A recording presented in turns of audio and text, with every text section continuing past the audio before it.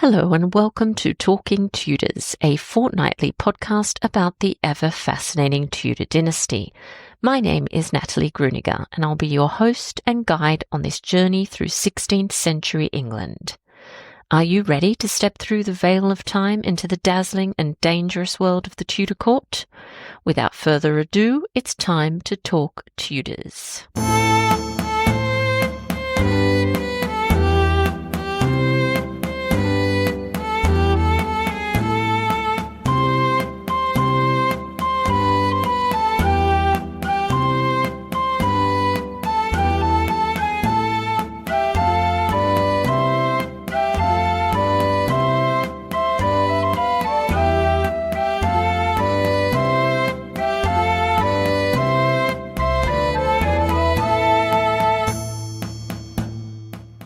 Hello everyone, welcome back to another episode of Talking Tudors. I'm your host, Natalie Gruniger. Thank you so much for joining me today. I'm very excited to share that I recently launched 365 Days with Katherine of Aragon. This immersive learning experience is much more than just an online course. Over 12 months in 2026, participants will come together and contribute to a supportive and inspiring online community of individuals who'll share in a unique learning experience, one that will ultimately deepen their understanding of the life and times of Katherine of Aragon. Together, we'll explore many aspects of Katherine's life, from her origins and upbringing in Spain to her legacy and afterlife. I'll guide participants every step of the way, but I'll also be joined by a stellar list of 28 contributors, including the renowned historian and broadcaster, Dr. Elizabeth Norton, who'll deliver the keynote address. Head to my website, onthetudortrail.com, for further details, including a full list of sessions and presenters and testimonials from current participants. I do hope you'll consider joining me on this unique learning experience. I'd also like to acknowledge and thank the generous listeners who continue to support Talking Tudors on Patreon, and extend a heartfelt thank you to everyone who's taken the time to rate and review the show. As an independent podcaster, this means a lot to me. If you love the podcast and you never miss an episode, please consider joining the Talking Tudors Patreon community. Visit patreon.com/talkingtudors for more information. Once you sign up, you'll have access to exclusive posts, additional monthly live talks, a member-only book club, patron-only monthly giveaways, to name just a few of the rewards. You can also support the podcast and share your love of Tudor history with the world by buying Talking Tudors merchandise. Check out all the products at talkingtudors.threadless.com. Now, on to today's episode. I'm delighted to welcome Amy McElroy back to the show to chat about her new book, Mary Tudor, Queen of France. Amy was born and bred in Liverpool before moving to the Midlands to study criminal justice and becoming a civil servant. She has long been interested in history, reading as much and as often as she could. Her writing journey began with her blog before writing her first book. Amy has been a guest on a number of history podcasts and has delivered talks at the Wolves Literature Festival and Shakespeare Birthplace Trust. Amy is the author of Educating the Tudors, Women's Lives in the Tudor Era, Mary Tudor, Queen of France, and is currently working on a biography of Erasmus. Let's dive straight into our conversation. Welcome back to Talking Tudors, Amy. How are you? I'm very well, Natalie. Thank you for having me. Yeah, it's lovely to chat with you again, and very exciting because we are here to talk about your latest book, so Mary Tudor, Queen of France. So congratulations, firstly, because that's only recently come out, hasn't it? Yeah, 30th of March, so not long ago. Yeah, wonderful. So what actually inspired this particular project, and when did you first become interested in the life of Mary, Queen of France?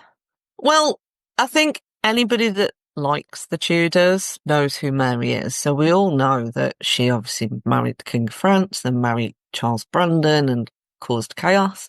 But other than that, I felt that I didn't really know who she was as a person. And really, it was when I was researching my first book, Educating the Tudors, and I was looking at her education, how hers differed from Henry's, that kind of thing, that I thought, there's more to Mary than meets the eye. And that was it. I just went off down rabbit holes after you. You know how it is. One rabbit hole after another. But the more I dug, the more interested I became. So here we Oh, are lovely. later. Wonderful. Well, just in case people aren't too familiar with her story, could you just tell us a little bit about Mary's upbringing, her education, and also who her family is? Yeah, of course. So Mary was born on the 18th of March in 1496. She was born at Sheen Palace, and she was the fifth born child to Henry VII and Elizabeth of York. So before she was born, they'd had Arthur, Prince Wales, Princess Margaret, Prince Henry, of course, and there was a Princess Elizabeth, but Elizabeth had sadly died a few months before Mary was born. So Mary went to live at the Royal Nursery, which was predominantly based at Eltham, where she resided with Margaret and Henry. So Arthur, as Prince of Wales, was off in the Welsh Marches, Ludlow being taught how to govern his future kingdom, I suppose. So Mary grew up surrounded by wet nurses, rockers, maids in her infancy. The first record we have of somebody specifically employed for Mary, rather than the children as a whole, was a lady called Anne Scarron, who was employed as a nurse for Mary. So around 3 was when we see the first indications that Mary was going to be very valuable on the marriage market. So her father, Henry VII, was approached by ambassadors on behalf of Ludovico Sforza, who was the Duke of Milan. So he was asking for Henry's support in his claim for Milan, but also Mary's hand in marriage for his son, because he thought it would bring them an alliance of some description. Henry, in a very polite way, essentially said, absolutely not. Like, I'm not considering anything before she's turned 7. But I think it's safe to say that he also thought that she could probably do much better than the son of the Duke of Milan. So that's the first time we see on the marriage market. She was only 3 at that point. A little while after that is when she got her own full staff of. So she got assigned a governess, so Lady Joan Guildford, who would become very affectionately known as Mother Guildford. So she played a huge part in Mary's growing up. And she also began to wear what we would probably think of as adult clothes, so the lovely Tudor gowns. And so there's records of Henry VII paying for instance, gowns of velvet with ermine fur and things like that. So I think that's probably when she started to really look like a princess. And then as she got a little bit older, she would preside over tournaments. So you can just imagine this little princess and everybody's jousting in her honour type of thing. But yes, she would spend most of her time with her 2 siblings, Henry and Margaret. So they would wake up in the morning, they'd have their wash and get dressed and hear mass, and they would then break their fast together. They'd then have lessons. So some of them would have been separate lessons because Henry's education was very different to theirs. And they would come back together around 11 a.m. for their main meal of the day. So somebody would then read to the children. So their education was still ongoing even whilst they're eating their dinner. When she got to about 4 or 5 was when she got her own actual household. So she was still within the royal nursery, but she then had her own household. So she had her own ladies in waiting, a wardrobe keeper. There are indications that Mary had spells of ill health when she was younger. So there are records of doctors and apothecaries visiting, and we don't know what it was. So unfortunately, they don't actually say what they were treating. But it appears that it wasn't anything too serious at that point. So she was at the wedding of Arthur and Catherine in 1501. She attended the betrothal of her sister Margaret to James of Scotland the following year. February 1503, sadly, she did lose her mum and the baby Catherine, Princess Catherine. They both died in February. And obviously she'd already lost Arthur at that point as well. So I think Katherine of Aragon, coming back from the Welsh Marches to London, probably filled a bit of that space that was left by the loss of her mum. So she did begin a close relationship with Catherine. They would spend time together as Mary grew up dancing, and they'd even go out hunting with Henry VII. So I think they did form a bond. She also had a French companion called Jane Poppincourt that was brought in not just to act as a companion, but to also help Mary with French language. So French was an important language at the time, so she would help with that.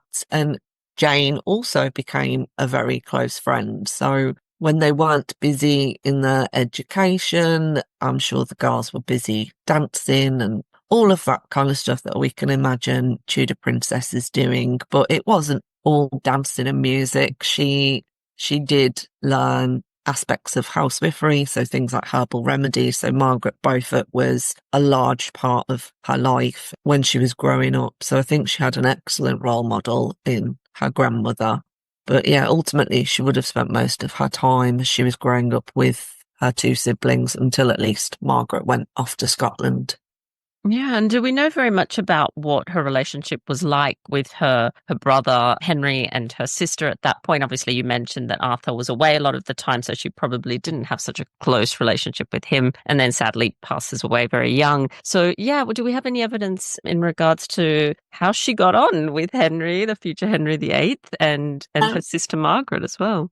With Margaret, there is much less. So they did write to each other later years, but I think initially when Margaret left, it obviously would have left a hole in Mary's life. But I think with Catherine coming back to London, she probably helped quite a lot with that absence. Whereas Henry, I think they were very, very close. There's evidence of them spending a lot of time together, partnering each other in courtly entertainments. When Henry VII died, Henry VIII continued to make sure Mary had everything she needed. So he was not afraid to spend money, as we know, but he did actually spend a fortune on his younger sister, on clothes, giving alms, on holy days, things like that. So I do think that they were very, very close. And as Mary got older and they were apart is when you start to see more letters between them, because obviously they're in, well, mostly when she's in France, but you do see quite a lot of letters from Mary, and you can probably kind of expect it because it was the age of chivalry and things like that. But she does appear to be very affectionate towards her brother. So I think it was a very, very close relationship between those two. Yeah, that's interesting, isn't it? Because, of course, his treatment of Margaret was completely different, wasn't it? He was quite appalling to Margaret. And I wonder if it is something about the fact that Mary's the baby, and they did go through that traumatic experience together of losing their mother, obviously, and their brother and their other little sibling as well. So it is interesting to reflect on why he found it so difficult to be brotherly towards Margaret, Yeah. but not to Mary. It's so interesting, isn't it? So you I mentioned think it. he did try and help Margaret in some ways. So when she was trying to get out of Scotland, I think he did try and help her to some extent. But I think he was also conscious that at that point in time, it's obviously much later, Mary had her own property, she had her own income. He didn't really have to worry. Whereas with Margaret, once she was in England, he had to pay for everything. So I think it was kind of like, I want to help you, but it's costing me a fortune. Yeah, I think it's Linda Porter that suggests something really interesting as well. The fact that Margaret, of course, outranked Henry for a time, didn't she? Because she became Queen of Scotland before he was anything other than the spare. So it's interesting that animosity may have its origins in those very early days, because we know the size of Henry's ego, we don't need to go over that. So I don't think he liked anybody outshining him. And I think perhaps Margaret for a time did, and he kind of he didn't like that very much. But yeah, interesting character, that Henry, that's for sure.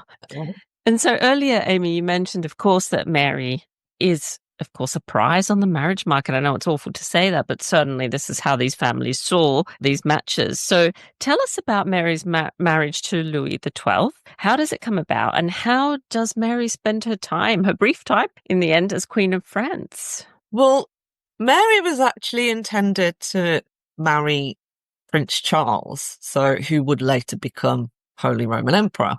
They were actually betrothed in 1508.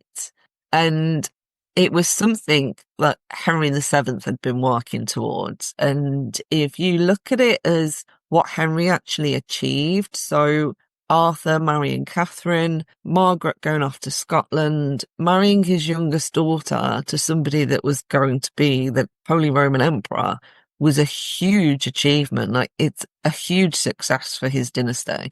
So I think that was what he always wanted. Like, he wanted to secure the dynasty, which obviously as a king, that's what he's supposed to do. But there was obviously a lot of players in the midst of that. So you had Ferdinand of Aragon, you've got Maximilian, who was the current Holy Roman Emperor, and then Margaret of Austria, Maximilian's daughter, who was the aunt of Charles. So they were betrothed and the negotiations kept going on and on and on for years. By the time Henry died in 1509, he actually made a provision in his will to say, if this doesn't happen, then I'm giving Mary £50,000 towards her marriage. But he does say for a prince outside of our realm. So he does say that in there. Whether he knew that it was going to fall apart, anybody's guess. But even years later, so Margaret of Austria in 1513 sent a footman to join Mary's household. So I think at that point it was still intended that that's what would happen. Henry obviously went off to war in France in 1513. So I don't think anybody was expecting anything. But Ferdinand ultimately seems to have not wanted this to happen. He was constantly trying to undermine the marriage in one way or another, either by delaying it or trying to negotiate other terms behind Henry's back, i.e. he wanted Charles to marry Renee, who was the daughter of Louis. And I think in the end, Henry VIII got so fed up of being ultimately pushed around by these two men who likely thought, he's young, he doesn't know what he's doing. We'll keep asking him for money, we'll keep delaying. And Henry came back and essentially he agreed to speak to Louis, or at least his ambassadors, about a treaty between them. And that was in 1514. So I think that's when it originally started. At that point, Ferdinand was still busy trying to make other deals. And I think Henry obviously knew about this because the ambassadors talk. Mary eventually in July called off that betrothal and said it's not happening. So obviously we all know it wouldn't have been her that made that decision. It would have been Henry, but she publicly repudiated that betrothal in front of witnesses. And that was in July. By a week later, there was a new treaty with France. And then a week after that, her proxy wedding to Louis. So it all moved very, very fast. So the proxy wedding happened mid-August. Charles was really not happy. He was obviously still quite young at that point, but the story goes that when he found out that Mary was now marrying somebody else, he got somebody to go and buy a hawk, a young hawk, and he plucked it in front of his counsellors. Gosh. And essentially said to them, I'm plucking this bird and it's not doing anything because it's young. The way you pluck me is what I'm doing to this hawk. So I think he was essentially saying, you need to watch out when I'm older because I'm not going to forget it. So he really was not happy that his marriage to Mary had fallen through, even though he'd never met her, but whatever. So off Mary goes. So she went to France. So she arrived there on the 3rd of October, but not without a promise from Henry that if she outlived Louis, she could choose her next husband. So she, unfortunately for her, a storm did hit and her ships were dispersed. And when Mary actually arrived, she had to be carried ashore by one of the men there. But she managed to reach Abbeville, where she met Louis by accident, supposedly. It's always an accident, isn't it? Of course, Louis just happened to be there. Was he in disguise though, Amy, or was he dressed as himself? Apparently she blew him a kiss and he didn't really know what that meant. But yeah, you can just imagine, can't you? Just a chance meeting. But anyway, she was married on the 9th of October to Louis. Unfortunately for Mary, the next day, most of her attendants were dismissed, including Mother Guildford, which greatly upset Mary, but she obviously couldn't really react at that time. So she did write to Henry and Wolsey did try and help her. But ultimately, Louis was set on, I want my wife to have French attendants. So Mary essentially tried to get them some help. So her secretary, John Palsgrave, who'd also been one of her tutors, she asked him to wait in Paris and then wrote to Wolsey and said, can you find him an appointment in Paris? So he's got some income. So even then, she was trying to help people. Her coronation took place on the 5th of November. So there was 7 pageants. So I think it was a very, very long day for Mary. So these magnificent pageants that are described still. So the descriptions survive, which are incredible. But she ultimately, for a young lady, spent most of her time with Louis. So Louis's health was up and down at that point. Some days he was fine, other days he was pretty much bedbound. She would spend all of her time with him. They did go hunting and they did attend a tournament where England won, but she would choose to stay by his side when he wasn't feeling well. So she would play her lute for him. She would sing to him. She did do things on her own. So she would go and visit. She went to visit some scholars and things like that. But ultimately, she chose to stay by his side. And then he sadly died on the 1st of January. So he wasn't actually around for very, very long. But I think Mary was credited for how she behaved, like how she stayed by his side, because she could have just gone off and danced with her ladies and anything else. But no, she chose to stay by his side. Interesting. And so obviously she's left in quite a vulnerable position after Louis dies. You know, it's only been a short period of time, so she hasn't had time to make those networks there that you might hope for or lean on during these difficult times. So what happens after Louis dies? What happens to Mary? So the custom was that she would go into mourning for a period of 40 days. And her place of residence for that morning was Hotel de Cluny. So it was all dark, the windows were covered, it was all candlelit, and Mary had to dress in white. So we do have the epithet for Mary of La Reine Blanche, which is the White Queen. So, and that is from her period of mourning. So she was in there for 40 days. She did have her lady, so she wasn't totally isolated and she could still write, and Francis would visit her, and she was still issuing charters in her name. So she was giving money to attendants. She issued a charter for a wedding gift, things like that. Francis was obviously waiting to find out if she was pregnant, which she very much wasn't. And she did declare to Francis, like, I know of no other king but you. So he did go off and get crowned on the 25th of January. And by then, obviously, news had spread. Everybody knew that Louis had gone. So Henry had dispatched ambassadors, one of them being Charles Brandon, and they arrived in January. So they met with Francis early Feb, and Mary also met with them. And she actually confessed to them that Francis was putting a bit of pressure on her to stay in France, marry somebody of his choosing. And I think this must have scared Mary a little bit because she was conscious that her income essentially wouldn't be her own if she stayed there. Her income from her dowers would all stay in France, ultimately, under Francis. And she also had that promise from Henry. So I think for her, it was a bit of a nervous time.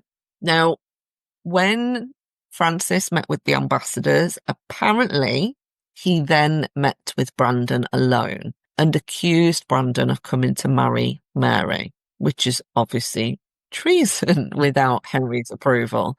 Brandon wrote to Wolsey, and the letter does seem to be quite that he is scared.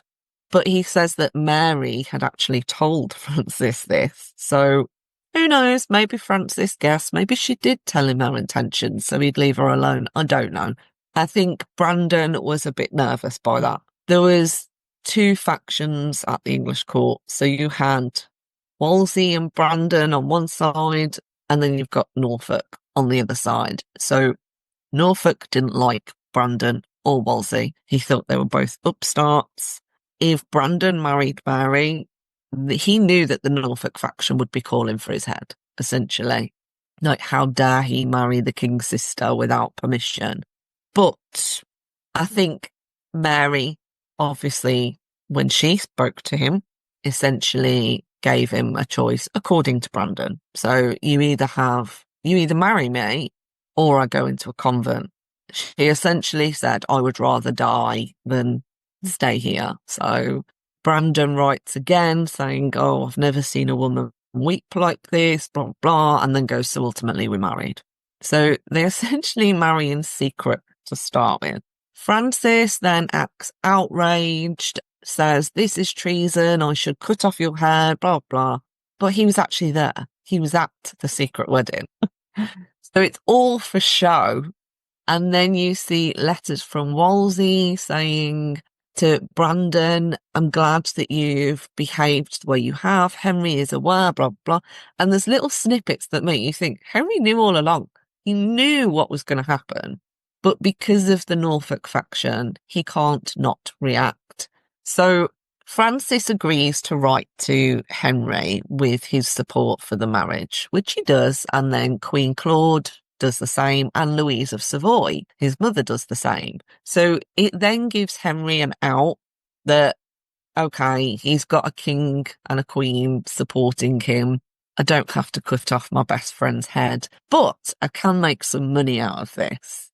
So there is a second, more public ceremony in France, but essentially the agreement is Mary would give him all the gifts that she'd received as Louis's wife. Obviously, she can't give anything away that she was given as queen because that remains part of the crown jewels. But Mary had already sent the Mirror of Naples to Henry, which was ultimately apparently a very, very beautiful jewel.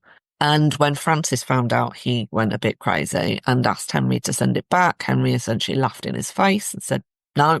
So there was a bit of uproar about that, but ultimately Mary agreed to all the terms as long as she could come back. She wasn't bothered. She said, you can have all my plate, you can have all my jewels, and we'll pay £2,000 a year out of her income that was coming from France.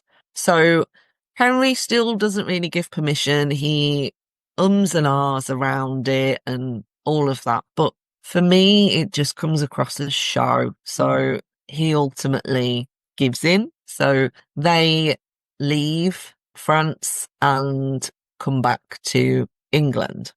Bit of chaos, but essentially Mary got what she wanted. So that's interesting. And interesting that you suggest that it was all a bit of a show and that Henry, in fact, knew. I think that is certainly in keeping with what we know of Henry, because his response doesn't really match responses to other situations in his reign. You know, he hates when people deceive him. And if he didn't have any idea about this, I think his response would have been completely different, even though Charles was a good friend of his. You know, he had no qualms about executing wives and friends and childhood friends. So it makes sense to me that he probably had arranged this himself, you know, and you've talked about the payments that he received from this. So that's really interesting. So what is life like then for Mary once she's back in England? She's gone from Queen of France, but now she's Duchess of Suffolk because, of course, Charles Brandon's been elevated to the peerage just before he goes over. So it's a really interesting time, obviously, at the Tudor court. So do we know much about their married life and their relationship? So I think there was probably a bit of trepidation when they were coming back because obviously Henry had finally agreed, but there was nothing really welcoming about it. But once they landed, he actually rode out to meet them and apparently was joyous at the return of his little sister.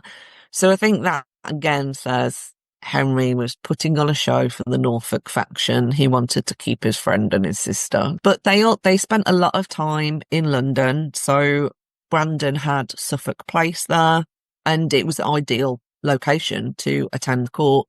They would attend court quite a lot. So Mary would take part in entertainments again, partnering Henry in dancing and things like that. but she'd also spend time away from court. For those that know about Mary, Westhorpe was one of their estates, but it didn't actually become their primary residence until the 1530s because it was being renovated. So I assume they did visit, but Brandon accordingly spent £12,000 on renovating Westhorpe, which is roughly over around 6 million today. Yeah, So a huge amount. lot of money. But Mary essentially seems to have settled in. So she would go and visit priories. She made picnics a thing. So she would eat outside when the weather was nice and things like that. But yeah, she would stay at priories for like weeks at a time and give them gifts. So she became a very welcome patroness, I suppose, of those religious houses. She also requested that Brandon's 2 daughters from his previous marriage came to live with her. So one of them at the time was based at the court of Margaret of Austria, so she came back. So I think Mary ultimately wanted that family life, and she was very, very involved in her stepdaughter's life, including being involved in organising their marriages. Oh, it wasn't long before Mary had her own child. So her first son was born in March 1516. He was named Henry, and Henry VIII was godfather, obviously. She also reunited with Margaret. So 1516, all 3 siblings were reunited, and there is the accounts of Mary, Margaret and Catherine all sat together. So you've got the 3 queens together. She did attend the court when Henry wanted her to, essentially. Yeah. So she'd be there for the big events. And obviously when she wasn't having her own children. So she went on to have another 3 after Henry. First, Henry sadly died very, very young, but she did go on to have Francis, Eleanor, and then another son also called Henry. She was part of, any Anne Boleyn fan will know this one, the Chateau Vert event that Yes. took place. So Anne Boleyn played the part of Perseverance, Mary played the part of Beauty. So she was there whenever there was large events. She also attended when Charles came to visit. So that for Charles would have been the first time that he would have actually met who his bride would have been. Yeah. And apparently Mary ordered a whole new wardrobe for this. So I don't know if in Mary's eyes she saw it as it's her duty as, you know, Dowager Queen, Duchess, and obviously sister to the king to dazzle, but she wore a gown of cloth of silver tissue. So you can just imagine how beautiful that would have been and how annoyed Charles would have been that what he'd missed out on. And then she went with Henry to the Field of Cloth of Gold. So she was right in the mix of all of the courtly entertainments. She also helped a lot of people. So there's a lot of letters from Mary saying, oh, can you help this person? Could you provide this person with a job? Or all of these kinds of things, which you kind of expect because they're meant to be charitable, but I don't know, there just seems something very sweet about it when she's trying to find somebody a job or things like that, or get somebody out of prison, that kind of thing. And then she did spend a lot of time with Margaret Douglas as well. So Margaret Douglas, when she was a little bit older, so her niece, when she actually came to England, Mary actually had her come stay with her rather than the royal court. So I think she grew quite a close bond with her as well. And at that time, Catherine Willoughby was also a ward in the household. So I think it would have been a very nice, enjoyable household for the young ladies that were living there. Obviously, you had the stepdaughters before they were married, her own daughters, and then Margaret Douglas and Catherine Willoughby as well. She did also have friends that she would go and visit. So there are accounts of her going off to visit and staying at a friend's house, or she had Katherine of Aragon come and stay with her while she was on her way to Our Lady of Walsingham. So I think she was busy riding between home and court and whatever else. But I think she seems to have had, when she wasn't in ill health, so there are periods of ill health as well, but she seems to have had a comfortable life, definitely, as Duchess. Yeah, that's really interesting about those female friendships and networks because we don't get too many glimpses of those. But of course, you talked there about Katherine of Aragon, and her relationship with Catherine dates back to Mary's childhood, as you've already mentioned. So we have, of course, Amy in the late 1520s, the Great Matter, or the King's Great Matter. So when the king's wanting to annul his marriage to Catherine of Aragon, of course, to marry Anne Boleyn. How does this affect Henry's relationship with his, what seems to be his favourite sister, Mary? Do things get Yeah. quite tense here? Yes. But Mary ultimately seems to have spent more time away from court by that Yeah. point. So she never refuses to go outright, but there are some things where you could possibly expect her to be there as the Queen's sister. And Brandon is at these things and she's not. So things like when Anne was created Marchioness of Pembroke, Yeah. Mary didn't go. Mary didn't go to her coronation. She Mm. didn't go with them to France when Henry and Anne went. So I think she purposefully chose to stay away. And I think it's because of her loyalty to Catherine. Like, so she'd been in her life for many, many years at that point. So it was a little bit tense. There is an indication that Brandon was at one point summoned back to court because Cardinal Campeggio had arrived to hear the proceedings between Henry and Catherine. And at that point, Brandon was out hunting with Mary. And apparently the summons for Brandon upset Mary. She stayed and Brandon went, but essentially I think it was quite tense Yeah. for Mary. She did still attend at Christmas, but at that point in time, Catherine was still presiding over the court. But I think as Catherine's influence waned, Mary then spent even less time at court through loyalty to her sister-in-law. And, you know, people have theorized about the origin, I suppose, of Mary's antipathy towards Anne. Is it just the fact that obviously she's loyal to Catherine, or is there some earlier, sometimes people say perhaps suggest that it had something to do with Anne's time in France, because of course Anne was there at the same time that Mary was there, and this liaison with Charles Brandon. So what do you think? Do you think it had something to do with that, perhaps something that happened between them, or do you think it's solely Mary just being loyal to Catherine?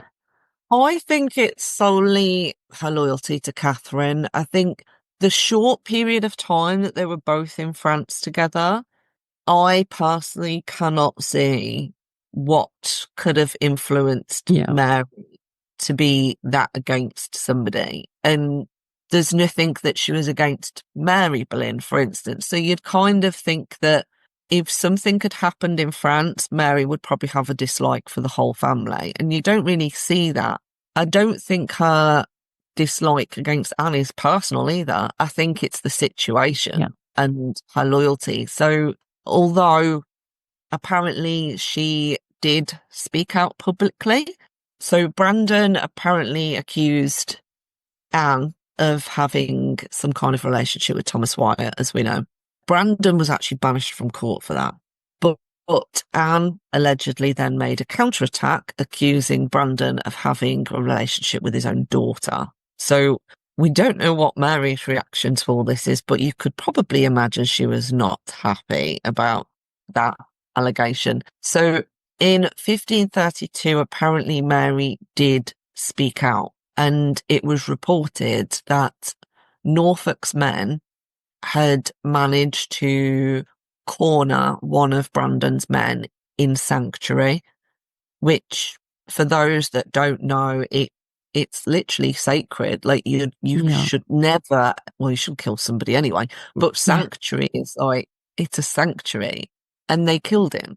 And apparently it was as a result of what Mary had said against.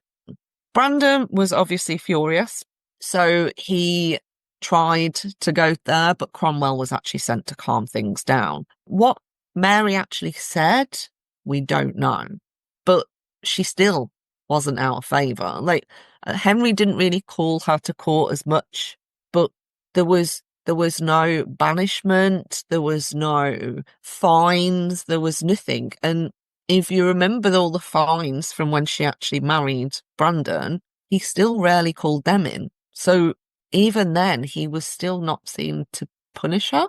Hmm. So I think, yeah, she was definitely the favourite sister. I don't think any denying that. I don't think Margaret would have got away with that. No, I don't think so either.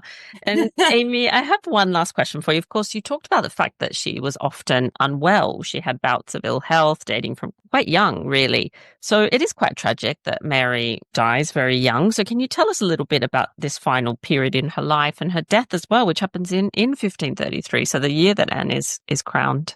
So Mary does seem to have had more frequent bouts of ill health as the years go on. So there's records of doctors coming to visit, apothecaries. One of them was for 60 days. So, Yeah, extensive. you know, sadly, I do wish they'd record what they were treating, but they didn't. Hindsight is a great thing, I guess. But there are records of her recalling Brandon from court because she's so unwell and things, or she's unwell at court, and Brandon has to then contact Wolsey to say, can we stay longer? Because obviously the court runs on very tight schedule and people coming and going.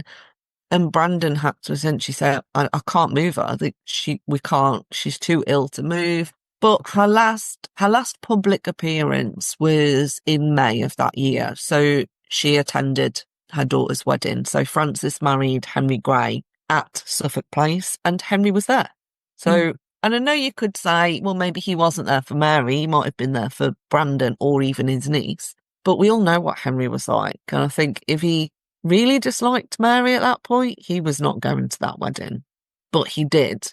But that was one of her last public appearances. She did, in her last few weeks, also write to Arthur Plantagenet, who obviously was related to her because he was the illegitimate son of Edward IV. And even then, she was asking him to take in the person that was carrying the letter as a soldier with wage. So even up until her death, she was still trying to help people. She sadly died on the 26th of June, 1533. She was given an incredible funeral. So it was all out, huge procession. If you ever get the chance to go to St. Mary's Church in Bury St. Edmunds, they've got a print that's like what the procession would have looked like, and it is incredible. So she was initially buried in the priory of St. Edmunds,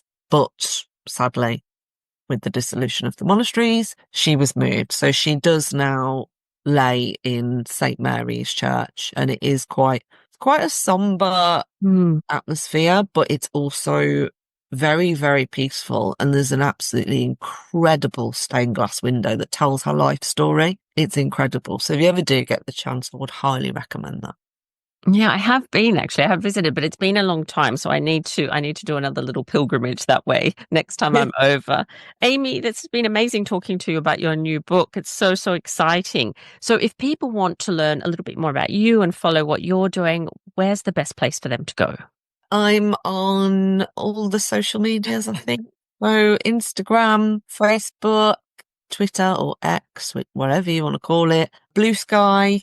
And I'm also on Substack now. So I've got a Substack called The Tudor Notebook. So you can find me there as well. Yeah, you've got a great Substack. You're doing so well on that. Excellent job.